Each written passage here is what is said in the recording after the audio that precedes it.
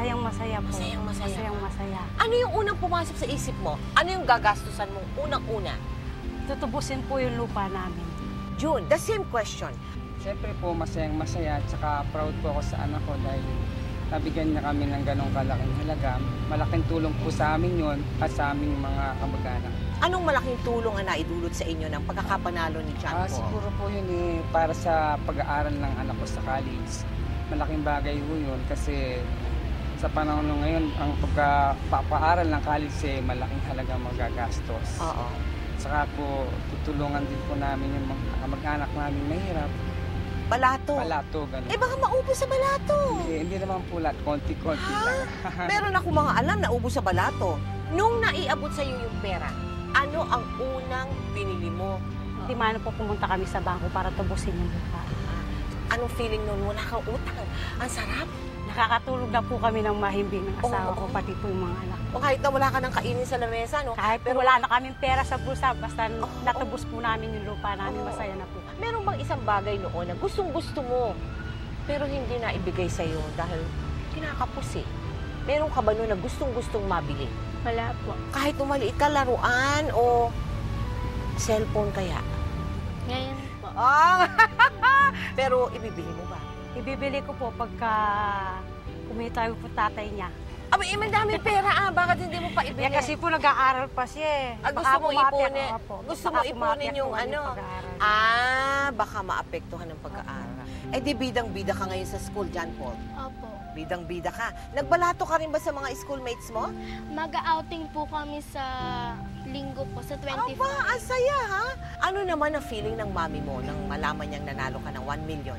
Masayang-masaya po siya, para po siyang tumatawa ng umiiyak nung tumawag po siya sa akin. Oo. Tapos sabi ko po, umuwi na po siya. Sabi niya, tatapusin niya na lang daw po yung kontrata niya para po hindi po siya ma-blacklist. Ayun. Mabait na bata, ano?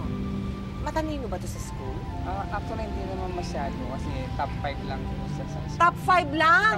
Aba, nilalang mo naman. Eh, siguro itong taong ito magiging top.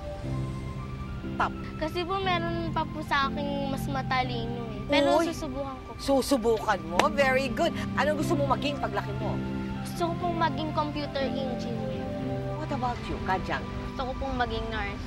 Talaga naman payayamanin kayo ng mga anak ninyo, ha? Kaya naman pala tinitipid mo yung pinapanalo niya pagkat mahal magpaaral ng nursing. Napakaganda ng ngiti mo. May ambisyon ka bang mag-artista? Opo. Aba, meron nga. Kumakanta ka daw, sumasayaw ka. Opo. At talaga, pwede mo ba akong kantahan ngayon? Thank you for the glow and thank you for the joy.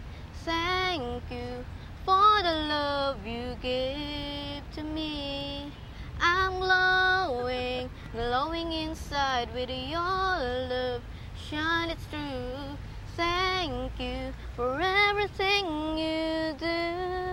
I'm glowing inside because of you. Oh, thank you! Ano kaya ang masasambit ng isang magulang na may mga anak na katulad niya? Kapampangan po taga. O sige, kapampanganin mo. Salamat. Hindi kayo nakamantikya ko. Yung pauli ng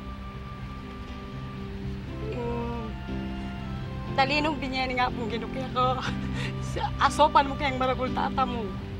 Dakala salamat. Salamat din na.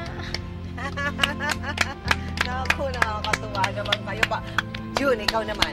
John Paul, nagpapasalamat ako sa iyo sa pagkapanalo mo sa Itbulaga dahil itong pagkapanalo mo na ito ay malaking bagay sa ating pamilya dahil sa iyong pag-aaral ay matutulungan mo kami sa iyong tuition fee.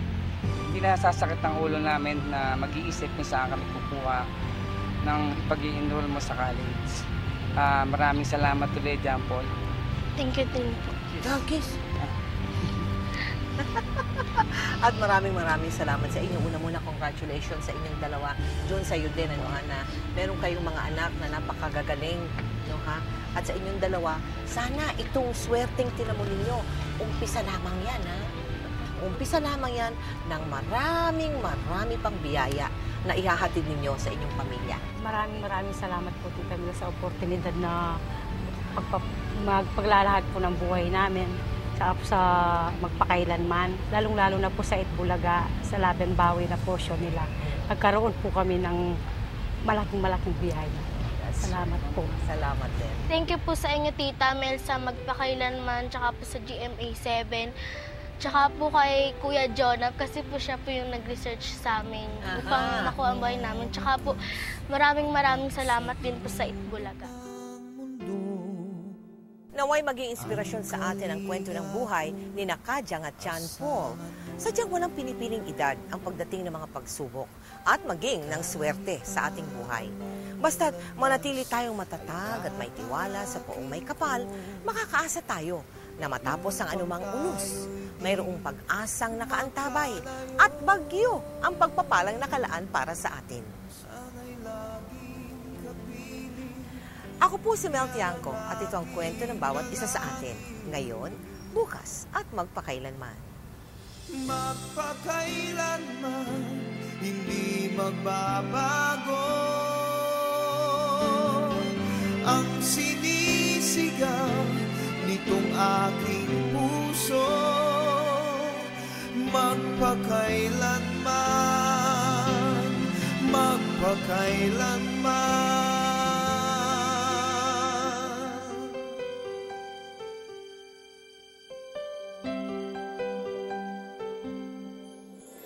Sa tuwing kinakailangan mo'y narito ako, handang dumamay sa iyong lingkod.